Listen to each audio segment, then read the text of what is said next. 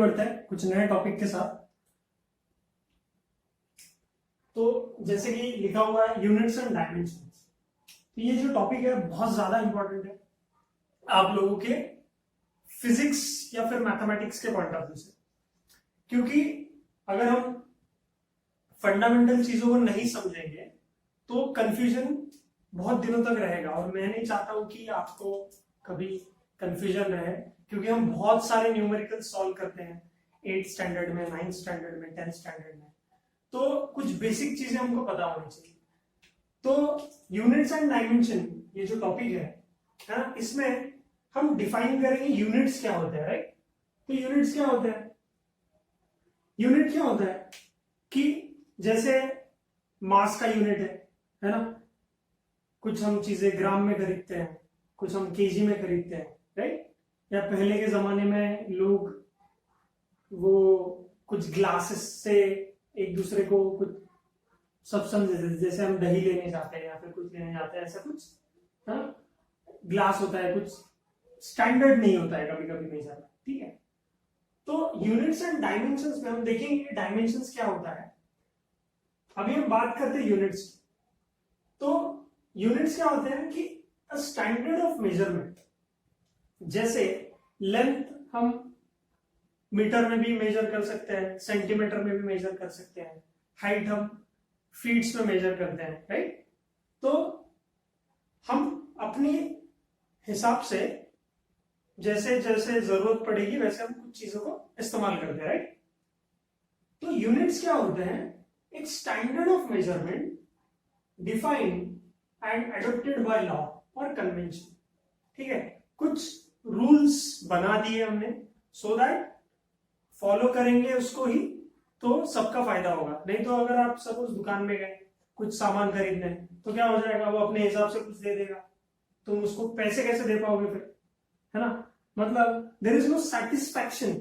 अगर कुछ स्टैंडर्डाइज नहीं हो कोई चीजें तो सेटिस्फैक्शन नहीं मिलेगा कस्टमर के पॉइंट ऑफ व्यू से या सेलर के पॉइंट ऑफ व्यू से भी, राइट। तो ये कंफ्यूजन सारा दूर करने के लिए हमें कुछ स्टैंडर्ड बनाने पड़े, ठीक है। तो हम देखते हैं कि क्वांटिटीज को मेजर करने हैं। क्वांटिटीज मतलब चीजें जिसको भी हम मेजर करें, जैसे आप दुकान से दूध लेने जाते हो या आटा खरीदने जाते हो या फिर कुछ पाइप खरीदने जाते हो, तो पाइप खरीदने जाओगे तो लेंथ मेजर करोगे, है ना। या गेहूं लेने जाओगे, आटा लेने जाओगे तो केजी में मेजर करोगे, ठीक है। और हर चीज का एक स्टैंडर्ड है। कहीं यहां से कहीं दूर जाना है आपको, है ना, तो आप पूछोगे कि कितना किलोमीटर है डिस्टेंस, है ना, फिर पूछोगे कि टाइम कितना लगेगा। तो अगर इन सारी चीजों में जो भी क्वांटिटीज जिनको हम मेजर कर रहे हैं, जिनको हम जानने की कोशिश कर रहे हैं, अगर उसको स्टैंडर्डाइज नहीं किया हमने तो हमेशा कंफ्यूजन रहेगा, राइट। तो इस कंफ्यूजन को दूर करने के लिए हमें चीजों को स्टैंडर्डाइज करना पड़ता है, राइट। तो फिजिकल क्वांटिटीज ऐसी क्वांटिटीज होती है जिनको हम मेजर कर सकें, जैसे मास, है ना, लेंथ, एक्सेट्रा। और नॉन फिजिकल क्वांटिटीज क्या होती है जिनको हम मेजर चाह के भी हम मेजर नहीं कर सकते, जैसे अपने इमोशंस है ना, या फिर रास्ता तो मेजर कर सकते हैं, जैसे बिल्डिंग है ना, बिल्डिंग की हम लोग एक पर्टिकुलर डायमेंशन मेजर कर सकते हैं, जैसे हाइट मेजर कर ली, है ना, बोल दिया किसी ने खिड़की मेजर करो, है ना। ये सारी चीजें हम लोग, है ना, चाह कर भी अननेसेसरी चीजों को नहीं मेजर करेंगे। तो नॉन फिजिकल क्वांटिटीज के बारे में तो हम बात ही नहीं कर रहे, हम बोल रहे हैं कि फिजिकल क्वांटिटीज जो भी मेजर कर सकते हैं, मेजरेबल चीजें हैं, उनको हम मेजर करेंगे और उनको हम स्टैंडर्ड फॉर्म में लिखेंगे, ठीक है। तो स्टैंडर्ड फॉर्म में लिखना मतलब क्या, तो देखते हैं कि फिजिकल क्वांटिटीज मतलब जिन क्वांटिटीज को हमको मेजर करना है, राइट, उसके बारे में हम लोग देखते हैं। तो जैसे नॉन फिजिकल क्वांटिटीज तो हमारे लिए एग्जिस्ट नहीं कर रही है, मतलब हम लोग सोच ही नहीं रहे उनके बारे में। सो फिजिकल क्वांटिटीज कौन सी राइट। तो फिजिकल क्वांटिटीज तो बहुत सारी है। अब फिजिकल क्वांटिटीज को भी हमको अगर डिफाइन करना है तो हम कैसे करेंगे। सपोज आप दुकान में गए, फॉर एग्जांपल, कि अगर आप शॉप में गए, दुकान में गए, है ना, वहां पे आपने बोला कि 10 किलो आटा दे दो, ठीक है। तो इसमें आप दो चीजें यूज कर रहे हो, एक तो न्यूमेरिकल वैल्यू और उसका एक यूनिट। सिर्फ आप जाओगे दुकान में ऐसा बोलोगे भैया वो 10 दे दो, ये 5 दे दो, ये 6 दे दो, तो वो भी कंफ्यूज हो जाएगा, उसको भी समझेगा नहीं कि क्या देना है ना। और आप भी नहीं बोल पाओगे, ऐसा नहीं बोल पाओगे कि सपोज दूध लेने गए तो आप ऐसा बोलोगे कि भैया 10 मीटर दूध दो, है ना। या कुछ क्वांटिटी खरीदने गए, उसको बोलेंगे कि भैया 10 सेकंड मुझे दूध चाहिए, 10 सेकंड मुझे आटा चाहिए, है ना। एब्सर्ड लग रहा है ना, थोड़ा सा कुछ अलग लग रहा है, अजीब लग रहा है, बोलेगा मैं पागल हो गया, है ना, मारेगा आपको, ठीक है। और जब भी हम क्वांटिटीज को यूज करते हैं, किसी भी क्वांटिटी को हम डिफाइन करते हैं, तो उसको हम एक न्यूमेरिकल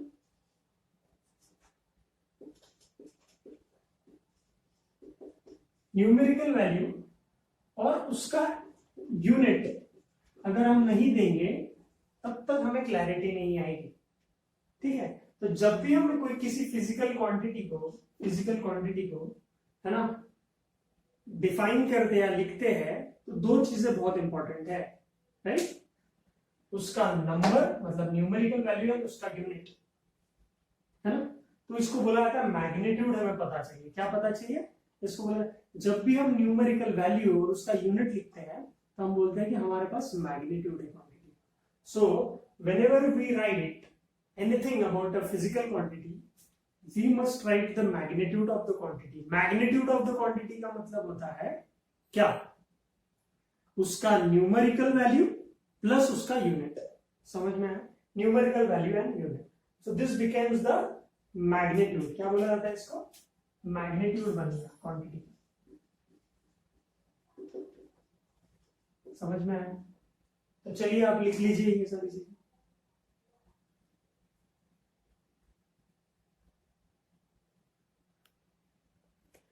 तो देखते हैं अभी, जैसे कोई भी फिजिकल क्वांटिटी है उसको अगर हमें डिफाइन करना है तो एक न्यूमेरिकल वैल्यू और उसका यूनिट लिखना जरूरी होता है, राइट।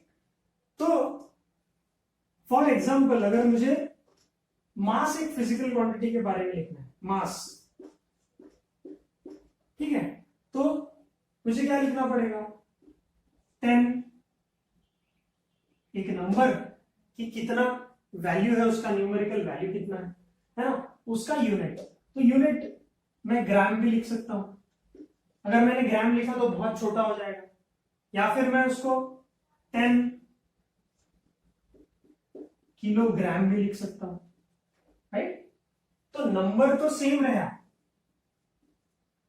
नंबर तो सेम ही है, पर उसका यूनिट चेंज होने से बहुत ज्यादा फर्क है।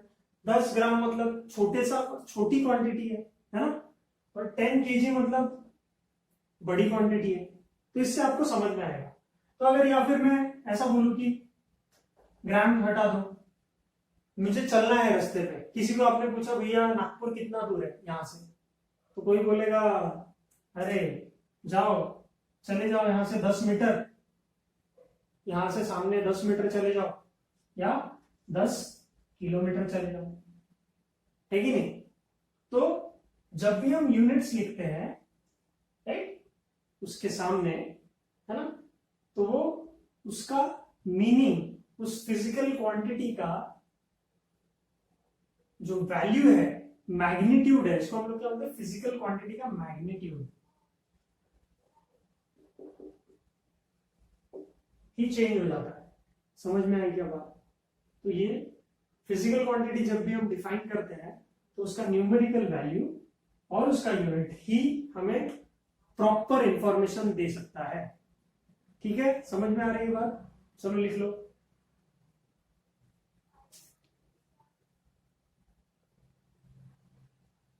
तो अब हमने ये देखा है कि फिजिकल क्वांटिटीज को हम एक न्यूमेरिकल वैल्यू और उसका एक यूनिट होता है, राइट। तो हमारे पास सिस्टम ऑफ यूनिट्स है। सिस्टम ऑफ यूनिट्स मतलब क्या, कुछ स्टैंडर्ड सिस्टम्स तो होने चाहिए जो उस फिजिकल क्वांटिटी को मेजर करें, राइट।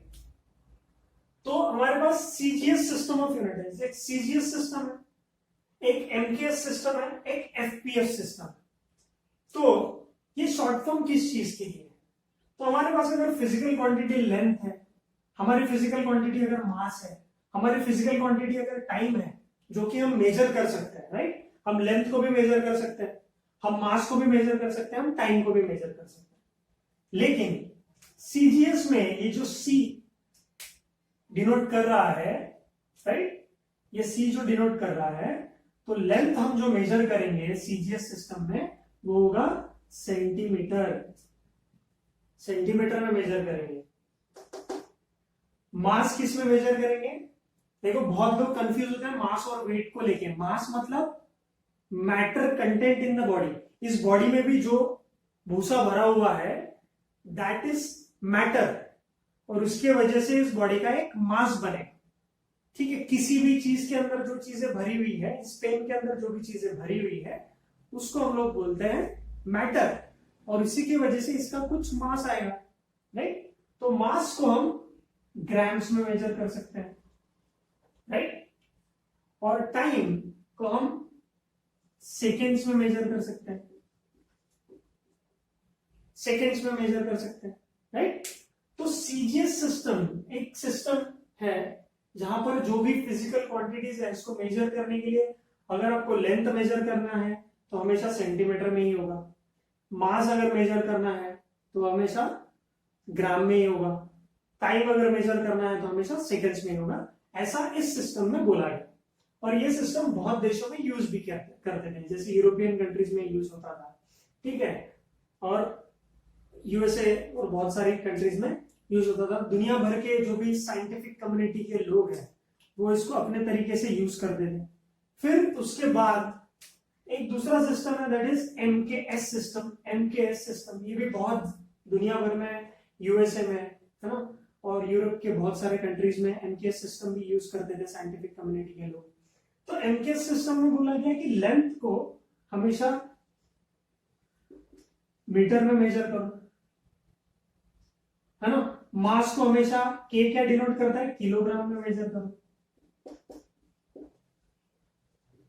है ना, केजी में मेजर करो, और टाइम के लिए सबका सेम है दैट इज सेकेंड्स में मेजर करो। ठीक है, समझ में आ रहा है। फिर मोस्टली इंग्लैंड में, मतलब ब्रिटिशर्स जो थे वो एफपीएस सिस्टम का इस्तेमाल करते थे मेजरमेंट के लिए। That FPS system is foot, pound and seconds. तो लेंथ हम फुट में मेजर करेंगे, हाइट अगर है तो हम बोलते हैं 6 फीट, राइट। इंडिया में अभी भी स्क्वायर फीट और ये ऐसा बोला जाता है घर घर में, मतलब कितना प्लॉट, कितना बड़ा प्लॉट है आपका, इतना स्क्वायर फीट, है ना, कितनी बड़ी जमीन है आपकी, इतना स्क्वायर फीट, है ना, ऐसा। तो length is measured in foot, mass is measured in pounds.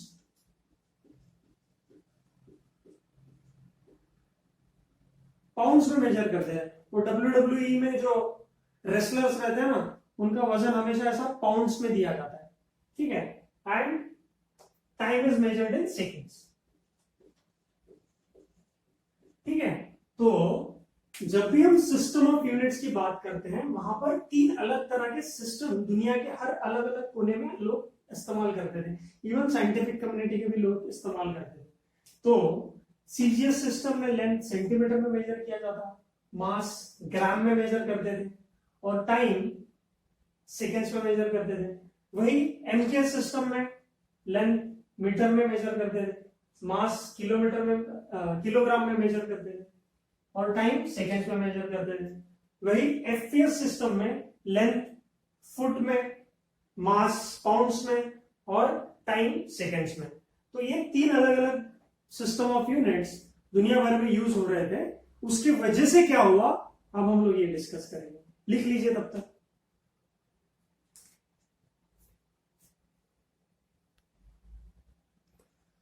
तो वही हमने देखा कि कैसे CGS, MKS and FPS system, है ना, हमारे जो सिस्टम ऑफ यूनिट्स है इसके वजह से 3 अलग अलग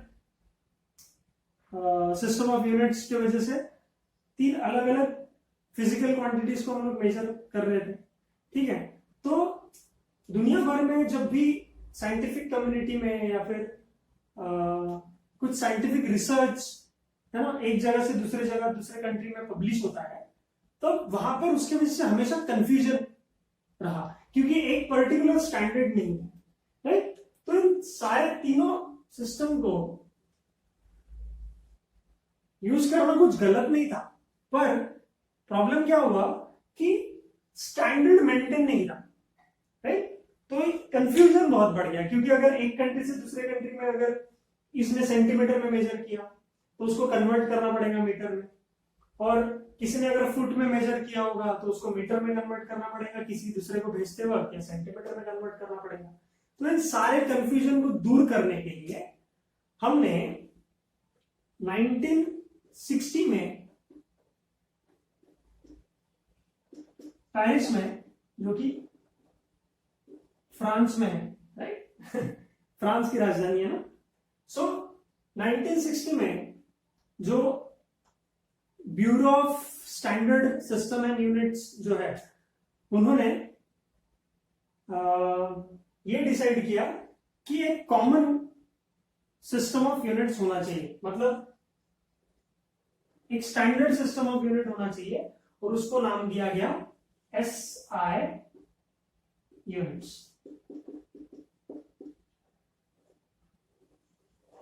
राइट। तो SI यूनिट जब उन्हें नाम दिया गया, एक्चुअली ये MK सिस्टम का ही इंप्रूव्ड वर्जन था, लेकिन इसमें उन्होंने डिसाइड किया कि वी विल डिफाइन, जैसे यहां पर सिर्फ 3 लेंथ, मास और टाइम को उन्होंने स्टैंडर्ड सिस्टम यूनिट्स माना, तो उन्होंने बोला कि हम 7 ऐसे कुछ बेसिक फिजिकल क्वांटिटी को स्टैंडर्डाइज करेंगे। कितने? 7 नंबर ऑफ क्वांटिटीज को। मैं वीडियो के एंड में वो 7 लिस्ट बना दूंगा, अभी भी हम डिस्कस कर सकते हैं। और 2 क्वांटिटीज होंगी जो सप्लीमेंट्री क्वांटिटीज कहलाएंगी, ठीक है। सो SI यूनिट का मतलब होता है, जैसे फ्रेंच लैंग्वेज में लिखा गया है, इंटरनेशनल सिस्टम्स, या हम लोग बोल सकते हैं सिस्टम में इंटरनेशनल है ना, क्योंकि फ्रेंच में लिखा गया है तो फ्रेंच में थोड़ा सा अलग सुनाई देता है। तो सिस्टम में इंटरनेशनल है, इसका मतलब होता है international system of units, international system of units, ठीक है। तो अभी हम लोग जितना भी डिस्कशन करेंगे इसके ऑनवर्ड्स, ये जो भी सारा हम लोग सीखने वाले हैं वो सब कुछ SI यूनिट से ही रिलेटेड रहेगा, क्योंकि ये स्टैंडर्ड हमको दुनिया भर में चाहिए था ना। ये स्टैंडर्ड हम दुनिया भर में हर कंट्री में हर साइंटिफिक कम्युनिटी के लोग इसी सिस्टम को यूज करेंगे, उसकी वजह से क्या कंफ्यूजन दूर हो जाएगा, ठीक है। कंफ्यूजन दूर करना हमारे लिए बहुत ज्यादा इंपॉर्टेंट है, क्योंकि हम एक कंट्री से दूसरे कंट्री में जब जाते हैं तब सेम सिस्टम होना चाहिए, तो कंफर्टेबल हो जाएंगे लोग। एक साइंटिफिक कम्युनिटी का रिसर्च दूसरे साइंटिफिक कम्युनिटी तक अगर पहुंचता है, तब वो रिसर्च में इस कन्वर्जन का टाइम बच जाएगा, कंफ्यूजन दूर हो जाएगा। इन सारी चीजों के लिए हम लोग ये सारी चीजें यूज करते हैं, ठीक है। समझ में आई ये बात? तो प्लीज लिख लो।